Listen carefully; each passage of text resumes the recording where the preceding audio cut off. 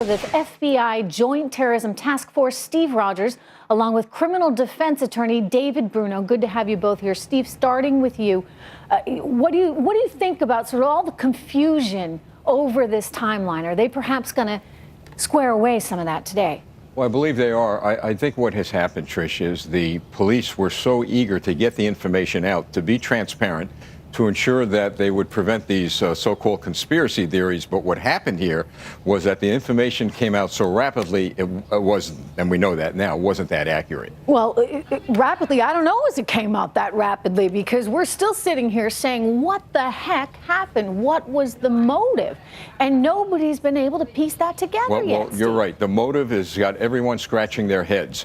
And that's something that they're going to have to get drilled down to very shortly. But when I say rapidly, I mean from the day this happened, the sheriff was on the air almost every day, providing updates for the public.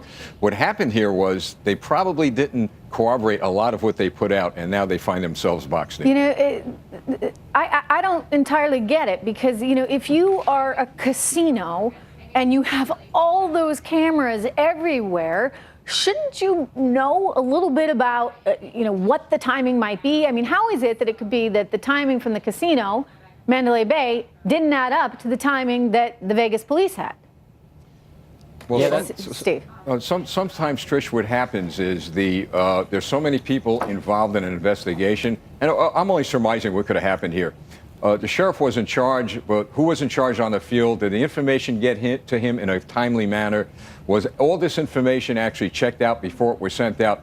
It seems like right now that a lot of this wasn't checked out before the sheriff put it out.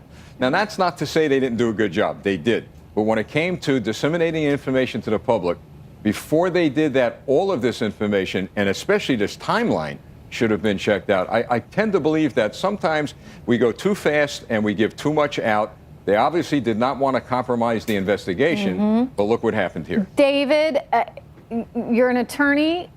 We've already seen that some people are filing suits against MGM, which owns Mandalay Bay.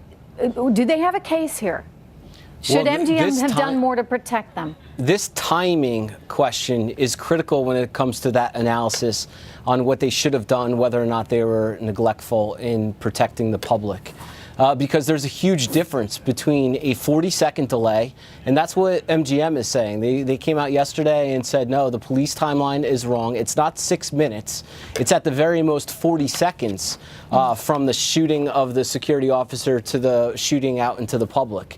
So when you're analyzing the delay in what MGM and Mandalay Bay did, that's going to be critical. Then there's other questions about what they knew, what they should have known. I mean, you have an individual bringing in large amounts of ammunition and firearms into that hotel. He had a do not disturb sign on the door for a significant period of time. And we know from hearing from other hotel owners that that's a red flag and potentially something that a hotel should look at. So from a legal liability standpoint, by the way, I do want to point out, shares of MGM, since this has happened, if we can show you, they have tanked roughly 8%, 8 and change.